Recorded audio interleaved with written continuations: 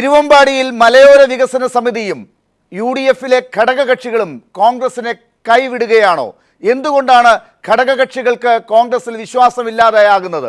ഏറ്റവും ഒടുവിൽ ജോണി നെല്ലൂരും രാജിവെച്ച് സൂചന നൽകുമ്പോൾ എന്താണ് യു.ഡി.എഫിൽ സംഭവിക്കുന്നത്? ചർച്ചയിൽ പങ്കെടുക്കുന്നത് കോൺഗ്രസ് നേതാവ് ഡൊമിനിക് പ്രസന്റേഷൻ, CPM നേതാവ് ആനത്തലവട്ടം ആനന്ദൻ, ജനാധിപത്യ കേരള കോൺഗ്രസ് നേതാവ് ശ്രീ ആന്റണി രാജു, മലയോര വികസന സമിതി ചെയർമാൻ ഡോക്ടർ KV ചാക്കോ എന്നിവർ. ചർച്ചയിലേക്ക് കടക്കും മുമ്പ് ഒരു ചെറിയ ഇടവേളയിലേക്ക്. ആനത്തലവട്ടം ആനന്ദൻ, ഈ തിരുവമ്പാടിയിൽ മലയോര വികസന സമിതിയും CPM-ഉമായി ചർച്ചയ്ക്ക് തയ്യാറാണെന്നാണ് ഇപ്പോൾ അവരുടെ യോഗവും കൂടിക്കൊണ്ടിരിക്കുകയാണ്. അവർ കൂടി വരുമ്പോൾ ഇപ്പോൾ കേരള കോൺഗ്രസ്, ജനാധിപത്യ കേരള കോൺഗ്രസ് നിങ്ങളോടൊപ്പം സഹകരിക്കുന്നു. മറ്റ് ഒരുപാട് സംഘടനകളും ഇടതുപക്ഷത്തിന് അനുകൂലമായുള്ള സമീപനം കൈക്കൊണ്ടിട്ടുണ്ട്. ഈ ഒരു സന്ദർഭം നിങ്ങൾ എങ്ങനെയാണ് നോക്കിക്കാണുന്നത്? അല്ല, ഇടതുപക്ഷ ജനാധിപത്യ മുന്നണി വരുന്ന നിയമസഭാ തെരഞ്ഞെടുപ്പിൽ അധികാരത്തിൽ വരുമെന്നുള്ള സൂചന ലഭിച്ച നാൾ മുതൽ UDF-ന്റെ പാളയത്തിൽ നിന്ന പല കക്ഷികളും അത് വിട്ട് ഇപ്പുറത്ത് വരാനും LDF-മായി പ്രവർത്തിക്കാനും അവർ തീരുമാനമെടുത്തിട്ടുണ്ട്. UDF-ൽ നിന്നവർ മാത്രമല്ല, സ്വതന്ത്രമായി ചിന്തിക്കുന്ന സംഘടനകൾ അവരുമൊക്കെ കേരളത്തിന്റെ ഭാവിയെ കണ്ടിട്ട് ഈ അഴിമതിയുടെയും ദുർഭരണത്തിന്റെയും അന്ത്യം കുറിക്കാൻ വേണ്ടി ഇടതുപക്ഷ മുന്നണിയുമായി സഹകരിച്ചുകൊണ്ട് കേരളത്തിന്റെ ഭാവി ഇനി ഇടതുപക്ഷ മുന്നണിയിലാണെന്ന് വിശ്വസിച്ച് കടന്നു വരുന്നുണ്ട്. ആ നിലയിലാണ് അഭിപ്രായ സർവേകളൊക്കെ നേരത്തെ തന്നെ അവരുടെ റിപ്പോർട്ടുകൾ പ്രസിദ്ധീകരിക്കുകയും അതിലൊക്കെ വിശ്വസിച്ച ആളുകൾ പുറത്തു വരികയും ഒക്കെ ചെയ്യുന്നുണ്ട്. UDF-ന്റെ അവസാന നാളുകളിൽ പോകാൻ പോണ പോക്കിന് കടും വെട്ടിയത് നമ്മൾ കണ്ടുകൊണ്ടിരിക്കുകയാണ്. 3 ക്യാബിനറ്റ്, അവസാനത്തെ ആ 3 ക്യാബിനറ്റ് യോഗത്തിലായി 822 തീരുമാനങ്ങൾ എടുത്തിരിക്കുന്നത്. ആയിരക്കണക്കിന് ഏക്കർ ഭൂമി, കേരളത്തിലെ ജനങ്ങൾക്ക് അവകാശപ്പെട്ട ഭൂമി സ്വകാര്യ വ്യക്തികൾക്ക്, സർക്കാരിന്റെ ഭൂമിക്ക് ഇപ്പൊ സ്വകാര്യ വ്യക്തികളെ പ്ലാന്റർമാരെ കൊണ്ട് കരമടയ്ക്കുന്ന രീതി പോലും, കരമടച്ചാൽ അവരുടെ കൈവശാവകാശം സ്ഥിരീകരിക്കാൻ വേണ്ടിയിട്ടാണ്. ഈ കൊള്ളരുതായ്മകൾ മുഴുവൻ പോകണ പോക്കിന് 2 മാസം കൂടി അവർക്ക് ഈ ഇലക്ഷൻ നോട്ടിഫിക്കേഷൻ വരാതെ 1 മാസം കൂടി താമസിച്ചിരുന്നെങ്കിൽ എന്തൊക്കെ സംഭവിക്കുമായിരുന്നു എന്ന് ഇപ്പൊ ജനങ്ങൾ ഭയപ്പെടുക. ശ്രീ ആനന്ദലവട്ടം, ഒരുപക്ഷെ ഈ രീതിയിലുള്ള പ്രശ്നങ്ങളൊക്കെ UDF നേരിടുമ്പോൾ പലരും ഇടതുപക്ഷത്തേക്ക് വരുന്നുണ്ട്. അവരുടെ തന്നെ ആഭ്യന്തര പ്രശ്നങ്ങളുമൊക്കെ ഇടതുപക്ഷത്തേക്ക് അവരെ കൊണ്ടുവന്ന് എത്തിക്കുന്നുണ്ട്. ഏറ്റവും ശ്രദ്ധേയമായ കാര്യം ഇന്നിപ്പോൾ ഈ തിരുവമ്പാടിയുമായി ബന്ധപ്പെട്ട് മലയോര വികസന സമിതിയുടെ ഒരു സമീപനമാണ്. അവർ ഇടതുപക്ഷവുമായി മുൻപെങ്ങും ഇല്ലാത്ത രീതിയിൽ ഒരു ചർച്ചയ്ക്ക് തയ്യാറാകുന്നതിനെ നിങ്ങൾ എങ്ങനെയാണ് കാണുന്നത്? ഇടതുപക്ഷ മുന്നണിയോട് സഹകരിക്കാൻ ഈ ദുർഭരണത്തിനെതിരായും കേന്ദ്രത്തിന്റെ വർഗീയ ഫാസിസ്റ്റ് സമീപനങ്ങൾക്കെതിരായും ആരെല്ലാം വരുമോ അവരുമായിട്ടൊക്കെ സഹകരിക്കുന്നതിന് തുറന്ന വാതിലാണ് ഇടതുപക്ഷ മുന്നണിയുടേത്. ഇപ്പോൾ തന്നെ ഇന്ന് കണ്ടില്ലേ എന്തൊക്കെയാ നമ്മുടെ രാജ്യത്ത് നടക്കുന്നത്? ഇതെങ്ങനെ ഒരു ജനാധിപത്യ വിശ്വാസിക്ക് കണ്ടുകൊണ്ടിരിക്കാൻ സാധിക്കും? രവിശങ്കർ, അദ്ദേഹം നിയമം അനുസരിക്കാൻ ബാധ്യസ്ഥനല്ലേ? നിയമവിരുദ്ധമായി ഡൽഹിയിൽ പോയി അദ്ദേഹത്തിന്റെ ഉത്സവം നടത്താൻ പന്തലുകൾ കെട്ടുകയും ആ പന്തലുകൾ കെട്ടിയ തെറ്റാണെന്ന് ഗവൺമെന്റിന്റെ ഉത്തരവാദപ്പെട്ട ഏജൻസികൾ നോട്ടീസ് കൊടുക്കുകയും ആരുടെയും പെർമിഷൻ ഇല്ലാതെ നദിയുടെ മുകളിൽ പാലം കെട്ടാനും മറ്റേക്ക് പട്ടാളത്തെ വിനിയോഗിക്കുകയൊക്കെ ചെയ്തതിനെതിരായി 5 കോടി രൂപ പിഴയടയ്ക്കാൻ പറഞ്ഞാൽ ആ പിഴ ഞാൻ അടയ്ക്കില്ല, ജയിലിൽ പോകും, നിയമത്തെ ഞാൻ വെല്ലുവിളിക്കുന്നു എന്ന് പറയുന്നിടത്ത് പോയി പ്രസംഗിക്കാൻ എങ്ങനെ ധൈര്യം കിട്ടി? ഇന്ത്യയുടെ പ്രധാനമന്ത്രിയല്ലേ ആ ചടങ്ങിൽ പ്രസംഗിക്കാൻ പോവുക? ഇന്ത്യയുടെ പ്രസിഡന്റ് ഇതെല്ലാം കണ്ടിട്ട് അതിൽ നിന്ന് വിട്ടുനിൽക്കാൻ തീരുമാനിച്ചു. അപ്പൊ നിയമത്തെ വെല്ലുവിളിക്കാൻ ഒരു കൂട്ടം ആളുകൾ മുന്നോട്ട് വന്നാൽ അവർക്ക് ഒത്താശ ചെയ്യുന്ന രാജ്യം ഭരിക്കുന്ന പ്രധാനമന്ത്രി ആ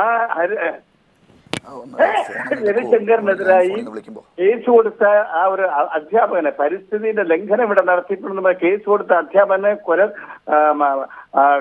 കൽബുർഗിയെ പോലെ, ദബോൽക്കറെ പോലെ കൊല ചെയ്യുമെന്ന് ഭീഷണിപ്പെടുത്തുന്നു.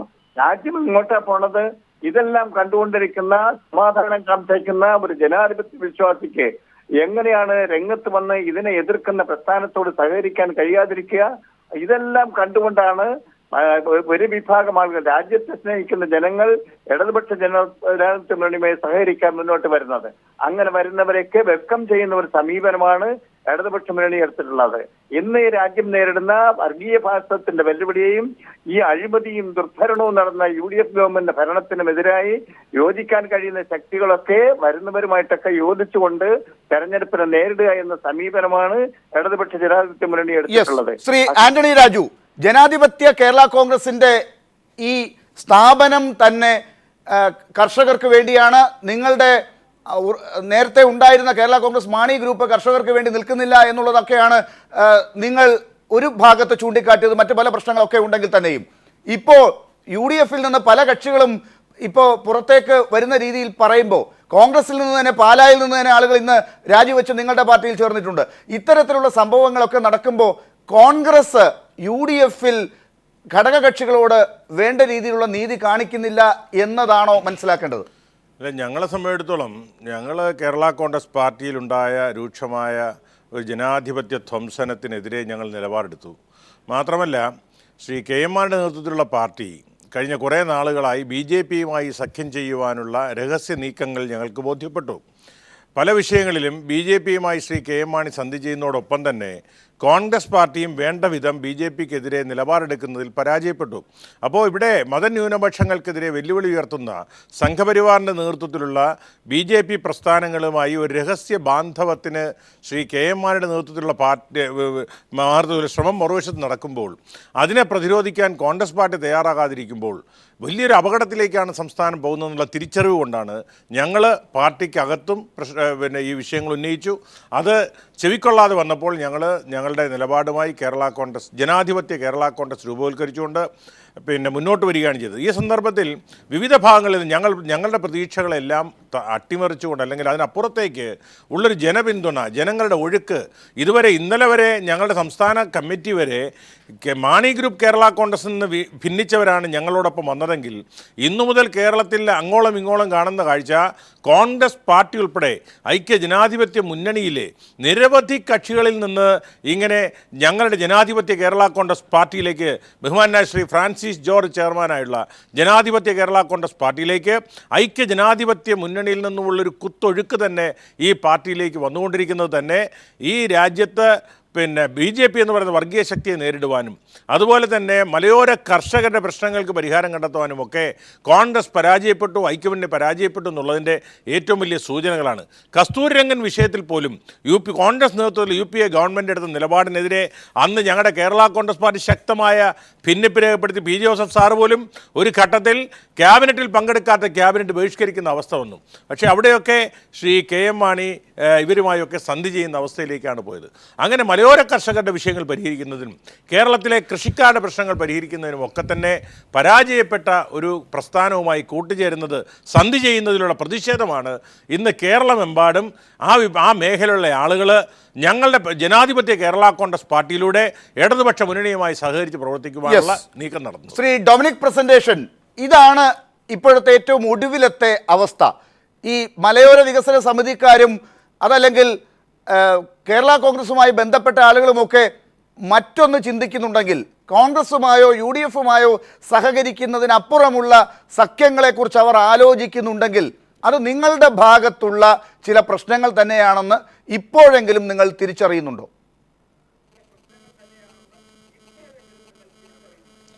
ലാല് വളരെ വിഷമിക്കണ്ടല്ലോ. എനിക്ക് സഹതാപമാണ് ലാലിനോടുള്ളത്. ലാല് തന്നെ ഇതേ വേദിയിൽ ഈ ആൾക്കാരെക്കുറിച്ചൊക്കെ പറഞ്ഞതൊക്കെ ഞാൻ ഓർക്കുകയാണ്. എനിക്കതിൽ ദുഃഖമുണ്ട്. പക്ഷേ ലാലിനെ ഞാൻ കണ്ടിരുന്നത് ഒരു ന്യൂട്രലായിട്ടുള്ള ഒരു പത്രപ്രവർത്തനം. അത് തെറ്റിച്ചത് പോട്ടെ. ഞാൻ ചോദിക്കട്ടെ, ശ്രീ ആനത്തലവട്ടം ആനന്ദം പറഞ്ഞ കാരണങ്ങൾ കൊണ്ടാണോ ഇവരൊക്കെ പോകുന്നത്? ആന്റണി രാജു അടക്കം, അതുപോലെ തന്നെ ഫ്രാൻസിസ് ജോർജ് അടക്കം എന്താ തർക്കം? സീറ്റ് തർക്കമായിരുന്നില്ലേ? ഞങ്ങളുടെ അടുത്ത് എന്താ ആവശ്യപ്പെട്ടതല്ലേ? ഒന്ന് ഇടപെടണം. പണ്ട് ഞങ്ങൾ ഇടപെട്ടിട്ടുണ്ട്. 1992 അന്ന് ശ്രീ TN ജേക്കബും KM മാണി അന്ന് കർണാടക മന്ത്രിസഭ അംഗങ്ങളായിരുന്നു. അത് കഴിഞ്ഞപ്പോൾ അവർ തമ്മിൽ തെറ്റിയപ്പോൾ അന്ന് ലീഡറാണ് ശ്രീ TN ജേക്കബിൻ്റെ പാർട്ടിയെ അംഗീകരിച്ച് ഞങ്ങളുടെ കൂടെ നിർത്തി. അപ്പോൾ ഞങ്ങളൊരിക്കലും കക്ഷികളെ പുറത്തേക്ക് കളയുന്നവരല്ല. പിന്നെ ഈ ആന്റണി രാജു പറഞ്ഞ കേട്ടതൊന്നും എന്തോ ഭയങ്കരമായ ആദർശത്തിൻ്റെ ആൾരൂപമായിട്ടാണ് ഇപ്പോൾ ഫ്രാൻസിസ് ജോർജും രാജുവും ഒക്കെ വന്നിരിക്കുന്നതെന്നാണ്. ആന്റണി രാജു ഒരു കാര്യം മറന്നുപോരുത്, 2006 തെരഞ്ഞെടുപ്പിൽ ആന്റണി രാജുവിന് സീറ്റ് തരാതിരുന്ന ആരാ? ശ്രീ VS അച്യുതാനന്ദൻ. അദ്ദേഹം പറഞ്ഞു കൊടുക്കാൻ പാടില്ല. അതൊക്കെ അവിടെ നിൽക്കട്ടെ. അപ്പോൾ അത് ആദർശമൊന്നും പറയണ്ട. നിങ്ങളുടെ പാർട്ടിക്കകത്തുണ്ടായിരുന്ന ആഭ്യന്തര പ്രശ്നങ്ങളും നിങ്ങൾ ശ്രീ മാണിയുമായി P. ജോസഫ് ലയിച്ചതിന് ശേഷം നിങ്ങൾക്ക് കുറേ പേർക്കുണ്ടായ ബുദ്ധിമുട്ടുകൾ അത് ഞങ്ങൾക്ക് മനസ്സിലാക്കാം. അത് ഞങ്ങൾക്ക് നിങ്ങളെ സഹായിക്കാൻ കഴിഞ്ഞില്ല. അതുകൊണ്ട് ഡൊമിനിക് പ്രസന്റേഷൻ ഇത് ശരിയാണോ എന്ന് ഒന്നുകൂടി പരിശോധിക്കണമല്ലോ. ശ്രീ ആന്റണി രാജു അതിന് മറുപടി പറയും. പക്ഷെ അതിനു മുമ്പ് മലയോര വികസന സമിതിയുടെ ചെയർമാൻ ഡോക്ടർ KV ചാക്കോ ഇപ്പോൾ നമ്മളോടൊപ്പം ചേർന്നിട്ടുണ്ട്. ഡോക്ടർ KV ചാക്കോ, നിങ്ങൾ തുറന്നു പറഞ്ഞു കഴിഞ്ഞു കോൺഗ്രസിനെ വിശ്വസിക്കാൻ പറ്റില്ല, ചതിച്ചു എന്നുള്ള അർത്ഥത്തിൽ തന്നെ. എന്താണ് നിങ്ങൾക്കുണ്ടായ ആ മനോവേദനയ്ക്ക് കാരണം? സമിതി വാസ്തവത്തില് കർഷകരുടെ നീറുന്ന പ്രശ്നങ്ങൾക്ക് ഉത്തരം കാണുന്നതിൽ പരാജയപ്പെട്ട ജനപ്രതിനിധികളോട് കലാകാലങ്ങളായി UDF സംവിധാനത്തിന്റെ ഭാഗമായി വരെ നിന്നിരുന്ന മലയോര കർഷകർക്ക് നേരിട്ട തിക്താനുഭവത്തിന്റെ ഭാഗമായിട്ടാണ് വേറിട്ട് ചിന്തിക്കുവാൻ നിർബന്ധിതരായി തീർന്നത്.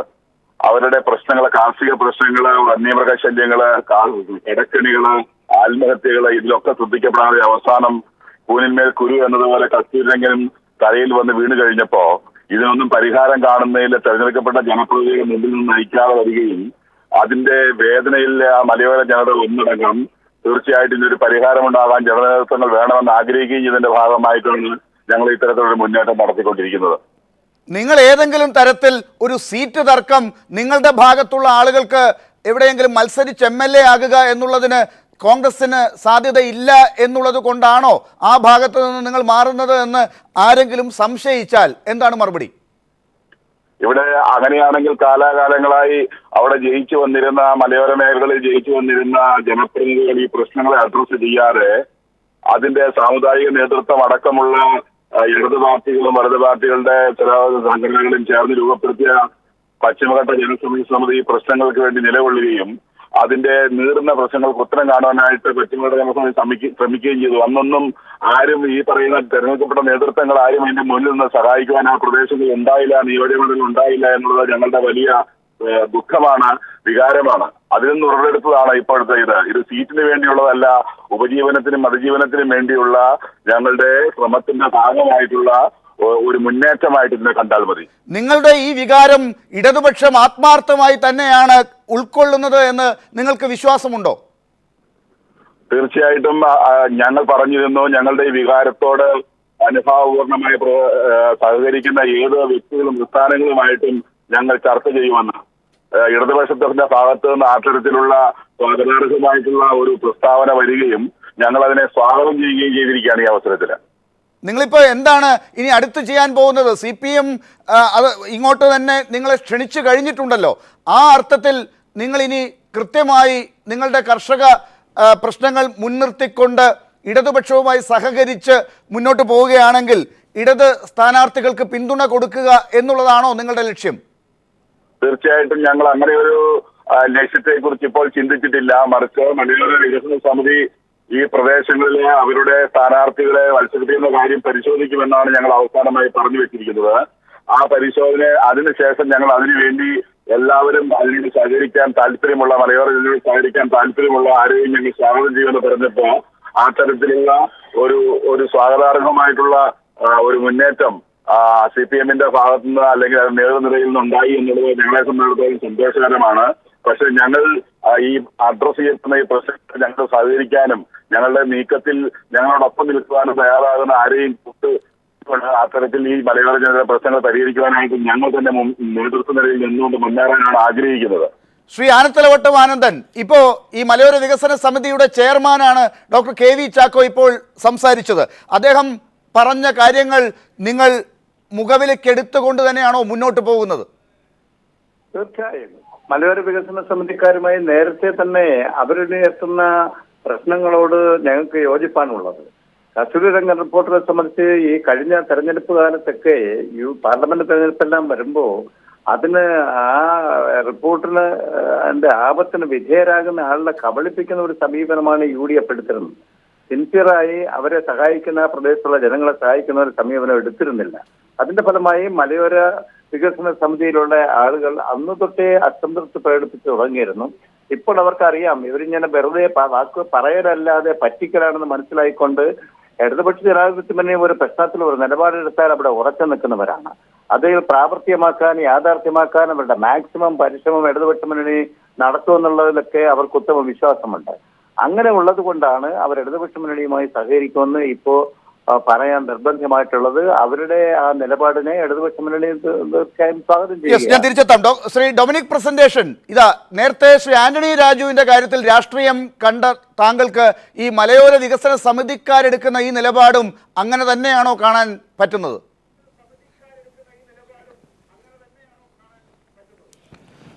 അവരുടെ കാര്യത്തിൽ നിങ്ങൾ ലാല് തന്നെ 2 ദിവസം മുമ്പ് ഈ ചാനൽ എന്താ പറഞ്ഞത്? തിരുവാമ്പാടി സീറ്റിനെ കുറിച്ച് അങ്ങ് പറഞ്ഞില്ലേ, തിരുവാമ്പാടി സീറ്റ് കോൺഗ്രസ് എടുക്കണം എന്ന് നേരത്തെ ധാരണ ഉണ്ടായിരുന്നു. ഈ ചാക്കോ തന്നെ ഈ ടി വിയിൽ പറഞ്ഞിട്ടില്ലേ, കോൺഗ്രസ് എടുക്കാൻ ഞങ്ങൾ ആവശ്യപ്പെട്ടു. അപ്പോൾ ഞാൻ അതിൻ്റെ അപ്പുറത്തേക്ക് പോകുന്നില്ല. അപ്പോൾ കാര്യം വളരെ ക്ലിയറാണ്. പക്ഷെ ഞാൻ ഒന്ന് മാത്രം പറയാം, മലയോര കർഷകരുടെ കാര്യത്തിൽ കോൺഗ്രസ്സിന് വളരെ പോസിറ്റീവായ സ്റ്റാൻഡാണ് അപ്പോഴും ഉള്ളത്. പിന്നെ ഇടുക്കിയിൽ നേരത്തെ ഇടതുപക്ഷം ഒരു കളി കളിച്ചോടെ, അവിടെ നിങ്ങളൊരു കേവലം ഒരു സീറ്റ് കിട്ടുന്നതിന് വേണ്ടി ഒരാൾ നിങ്ങൾ പിന്താങ്ങി, അയാളുടെ ഉൾപ്പെടെയാണ് ഇപ്പോൾ പാർലമെൻറ്റ് നിങ്ങൾക്ക് അംഗീകാരം നിൽക്കുന്ന CPM-ന്. ആ രാഷ്ട്രീയം ഞങ്ങൾക്ക് മനസ്സിലാവും. എല്ലാ രാഷ്ട്രീയ പാർട്ടികളും തെരഞ്ഞെടുപ്പ് സമയത്ത് കളിക്കുന്നതാണല്ലോ. വലിയ കളികളൊക്കെ നമ്മളും കണ്ടിട്ടുള്ളതാണല്ലോ കഴിഞ്ഞ 5 കൊല്ലങ്ങളിൽ. അപ്പൊ അതൊക്കെ അവിടെ നിൽക്കട്ടെ. പ്രസന്റേഷൻ മലയോര വികസന സമിതിക്കാർ കോൺഗ്രസിനെയാണ് ആഗ്രഹിക്കുന്നതെങ്കിൽ ഇപ്പോൾ അവരുടെ ആ ആഗ്രഹത്തിന് തടസ്സം നിൽക്കുന്നത് ആരാണ്? മുസ്ലിം ലീഗ് ആണോ? ആ കത്ത് പ്രശ്നമാകുകയാണോ ഇപ്പോൾ വീണ്ടും? ലാലിന് അല്ല, ഞാൻ ഒന്ന് പറഞ്ഞോട്ടെ, ലാലങ്ങനെ ഇടപെടല്ലേ, ഞാൻ ഒന്ന് പറഞ്ഞോട്ടെ. എനിക്ക് അവസരം എന്താ? ലാലിന്റെ ബുദ്ധിമുട്ട് എനിക്ക് മനസ്സിലാവും. ലാല് കിടന്ന് ഇങ്ങനെ വിഷമിക്കുകയാണ്. ഞാനൊന്ന് പറഞ്ഞോട്ടെ, ഇതിൻ്റെ അകത്ത് മലയോര കർഷകരുടെ കാര്യത്തിൽ ഞങ്ങൾക്ക് താല്പര്യമുണ്ട്, ഞങ്ങൾ സംസാരിക്കുന്നുണ്ട്. പ്രത്യേകിച്ച് വയനാട്, കോഴിക്കോട് ഭാഗങ്ങളിലെ മലയോര കർഷകരുടെ ഇഷ്യൂ ഞങ്ങൾക്ക് നന്നായിട്ട് അറിയാം. അവർക്കൊരു പ്രശ്നമുണ്ട്, ആ പ്രശ്നം ഞങ്ങൾ പരിഹരിക്കാൻ ശ്രമിക്കുകയാണ്.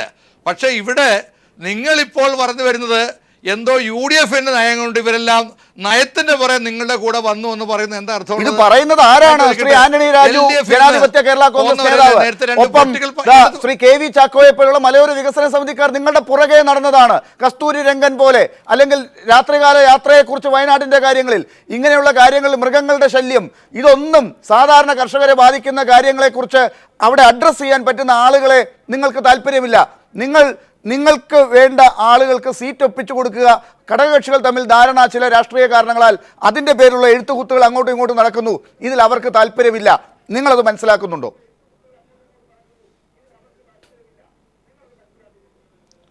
ലാലെന്താ ഇത്ര ആവേശപരം വാദിക്കുന്നത് എനിക്ക് മനസ്സിലാവുന്നില്ല.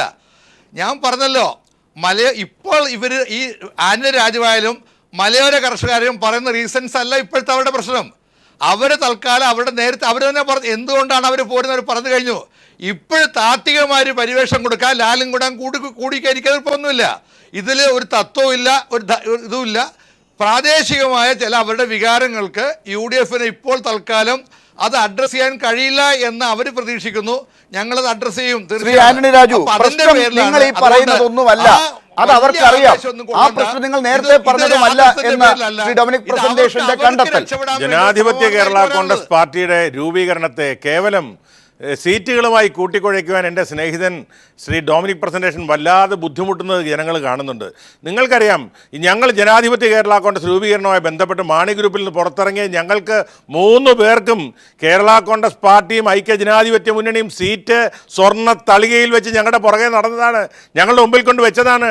ഡോക്ടർ KC ജോസഫിന് കുട്ടനാട്, ശ്രീ ഫ്രാൻസിസ് ജോർജിന് കോതമംഗലം, എനിക്ക് ഉറച്ച സീറ്റ് എന്ന് പരസ്യമായിട്ട് പറഞ്ഞത് PJ ജോസഫ് സാറും മാണി സാറുമാണ്.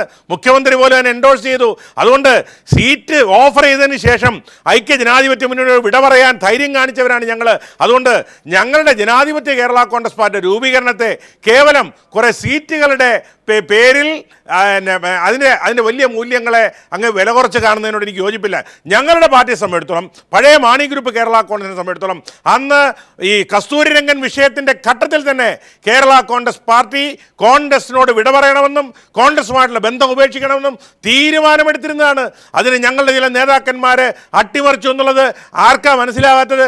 റബ്ബർ വിലയിടിവിൻ്റെ പേരിൽ ഈ കേന്ദ്ര ഗവൺമെൻറ് കൊണ്ടുവന്ന ചില ആസിയാൻ കരാർ പോലുള്ള നയങ്ങളുടെ ഫലമായി കേരളത്തിലെ കാർഷിക വിലയിടിവിൻ്റെ പേരിൽ ഈ മുന്നണിയുമായി, കോൺഗ്രസ് നയിക്കുന്ന മുന്നണിയുമായി തുടരുന്നത് ശരിയല്ല എന്ന് ഞങ്ങളുടെ പാർട്ടിയിൽ ബഹുഭൂരിപക്ഷം വരുന്ന നേതാക്കന്മാരുടെ തീരുമാനത്തെ അട്ടിമറിച്ച ഞങ്ങളുടെ നേതാക്കന്മാർക്കെതിരെയുള്ള ഉയർന്ന പ്രതിഷേധമാണ്. സീറ്റിനാണെങ്കിൽ ഞങ്ങൾ അവിടെ നിന്നാൽ പോരെ? ഞങ്ങൾക്ക് 3 സീറ്റുകൾ നിങ്ങൾ ഓഫർ ചെയ്തതാണല്ലോ, ആ സീറ്റും കൂടെ നിങ്ങളങ്ങ് എടുത്തോ. ഞങ്ങൾ സീറ്റിന് വേണ്ടി അല്ല എന്നുള്ളത് കേരളത്തിലെ ജനങ്ങൾക്കറിയാം. അതുകൊണ്ട് കേരള കോൺഗ്രസ് മാണി ഗ്രൂപ്പിൽ ഞങ്ങൾ വിട പറഞ്ഞത്, ഐക്യ ജനാധിപത്യത്തിനോട് വിട പറഞ്ഞത് കേവലം സീറ്റിന് വേണ്ടിയാണെന്ന് അങ്ങേപ്പോലുള്ളവർ വാദിക്കുന്നത് സത്യത്തിന് വിരുദ്ധമാണ്. അത് ശരിയല്ല. ശ്രീ ഡൊമിനിക് പ്രസന്റേഷൻ, സീറ്റിന്റെ കാര്യത്തിലും ചില പ്രശ്നങ്ങൾ UDF-ൽ ഉണ്ടല്ലോ. ശ്രീ ജോണി നെല്ലൂരിനെ പോലുള്ളവർ ഇന്നിപ്പോൾ രാജിവെച്ച് ആ കാര്യങ്ങളും പറഞ്ഞിട്ടുണ്ട്. കോൺഗ്രസിൽ തന്നെ വലിയ പടക്കങ്ങൾ പൊട്ടാനിരിക്കുന്നതേ ഉള്ളൂ. അങ്ങേപ്പോലുള്ളവർക്ക് പോലും എത്രത്തോളം തൃപ്തിയുണ്ട് ഇപ്പോഴത്തെ പോക്കിൽ എന്നുള്ളത് അങ്ങ് തന്നെ ആലോചിച്ചാൽ മതിയല്ലോ. അപ്പോൾ സീറ്റും ഒരു പ്രശ്നം അവിടെ ഉണ്ട്. ആ വഴിക്ക് അല്ലാതെ ചിന്തിക്കുന്ന താത്വിക കാര്യങ്ങളും ഇവിടെ ഉണ്ട് എന്നുള്ളത് നിങ്ങൾ മറന്നു പോകരുത്.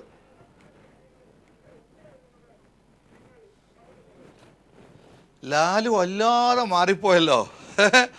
ലാലിന് എന്ത് പറ്റിയത്? ലാൽ ഇങ്ങനെ വളരെ വിഷമിച്ചാണല്ലോ ഇതൊക്കെ വരുന്നത്. ആന്റണി രാജു ഒരു കാര്യം മനസ്സിലാക്കുക.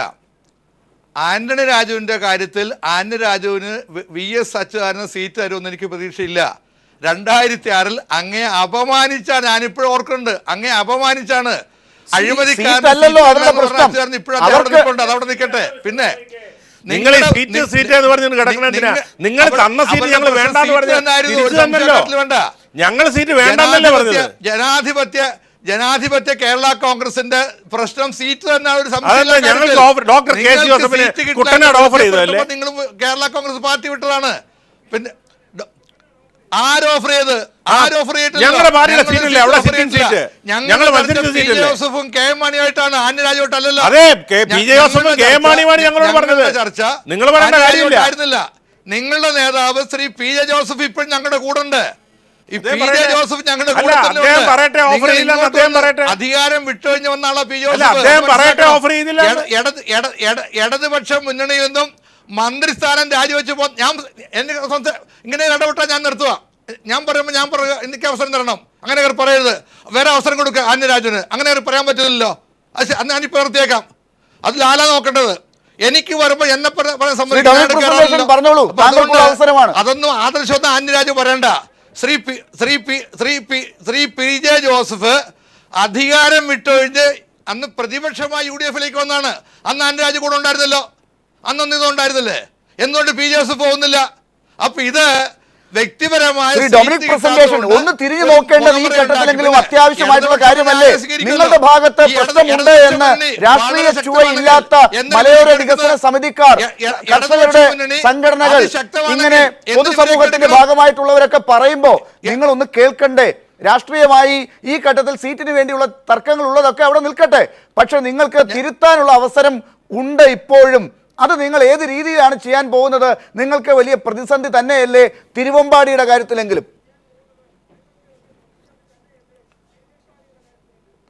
ഞങ്ങൾ തിരുത്തിക്കൊള്ളാം. ലാല് വിഷമിക്കണ്ട. ലാലിന് വലിയ വിഷമം ഉണ്ടാകേണ്ട കാര്യമില്ല. എന്റെ വിഷമം ഈ ഡോക്ടർ KV ചാക്കോയെ പോലുള്ള ആളുകൾ പുറത്തു വന്ന് മാധ്യമങ്ങളോട് ഞങ്ങളെ ഈ കോൺഗ്രസ് UDF ചതിച്ചു എന്ന് പറയുമ്പോഴാണ് അവർക്ക് വേണ്ടി നിങ്ങളെപ്പോലുള്ളവർ ചോദിക്കേണ്ടി വരുന്നത്.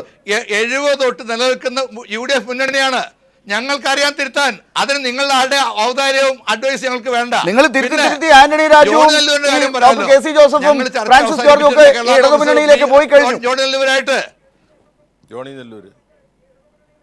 ജോണി നെല്ലൂരും വന്നോ? അവർക്ക് അവകാശമുണ്ടല്ലോ. എനിക്കറിയില്ല പോയെന്നുള്ളത്. ഞങ്ങള് കേരള കോൺഗ്രസ് ജേക്കബ് ചർച്ച അവസാനിപ്പിച്ചിട്ടില്ല. ഞങ്ങളിപ്പോഴും വെറുതെ ചർച്ച ചെയ്യാന്ന് പറഞ്ഞിരിക്കുകയാണ്. പിന്നെ ഓരോരുത്തരും അവരുടെ പാർട്ടിക്കകത്ത് വ്യക്തിപരമായ തീരുമാനം എടുത്ത് എനിക്കൊന്നും അതിനെപ്പറ്റി പറയാനില്ല. ഒരു കാര്യം പറഞ്ഞേക്കാം, ഞങ്ങൾ ഇത്രയും കാലം ഞങ്ങളോടൊന്നും വരെ ഞങ്ങൾ ആരും വിട്ടിട്ടില്ല. ഞങ്ങളുടെ മുന്നണി എല്ലാവർക്കും ലോക്സഭാ അംഗം കൊടുത്തിട്ടുണ്ട്. രണ്ടുപേരുള്ള നിങ്ങൾ വിട്ടിട്ടില്ല, നിങ്ങളെ വിട്ടുപോവുകയാണ് മലയോര വികസന സമിതിക്കാർ. കാരണം നിങ്ങളുടെ നയം അവർക്ക് അനുകൂലമല്ല എന്നാണ് അവർ പറയുന്നത്. അത് നിങ്ങൾ മനസ്സിലാക്കുന്നുണ്ടോ? ഞാൻ പറഞ്ഞോട്ടെ, ഇടതുമുന്നണി ചെയ്യുന്നത് പോലെ ഞങ്ങൾ ഏകപക്ഷ സീറ്റ് എടുക്കാറില്ല. ഞങ്ങൾക്ക് എല്ലാവരും അക്കോമഡേറ്റ് ചെയ്തിട്ടുണ്ട്. ഞങ്ങൾ MP സ്ഥാനം കൊടുത്തിട്ടുണ്ട്. ഞങ്ങൾ കൂടെ നിൽക്കുന്നവർക്കെല്ലാം കൊടുക്കുന്നവരാണ്. നേരെ മറിച്ച് ഇടതുമുന്നണിയാണ് ഏകപക്ഷീയമായി RSPയുടെ സീറ്റ് എടുത്തു. ശ്രീ കെ വി ചാക്കോ, താങ്കൾ ലൈനിലുണ്ടോ? ജനതാദളിന്റെ സീറ്റ് എടുത്തു. അവരെയൊക്കെ അന്തസ്സോടുകൂടി ശ്രീ കെ വി ചാക്കോ, ഇപ്പൊ ഡൊമിനിക് പ്രസന്റേഷൻ പറയുന്നത് സീറ്റ് എന്ന് തന്നെയാണ്. നിങ്ങൾ പറയുന്ന കാര്യങ്ങളിൽ നിങ്ങൾക്ക് സീറ്റാണോ നിങ്ങളുടെ പ്രശ്നങ്ങളാണോ എന്താണ് മുഖ്യം? നിങ്ങൾ എന്താണ് ഇപ്പോൾ ഈ നിമിഷത്തിലും മുമ്പിൽ വെക്കുന്നത്?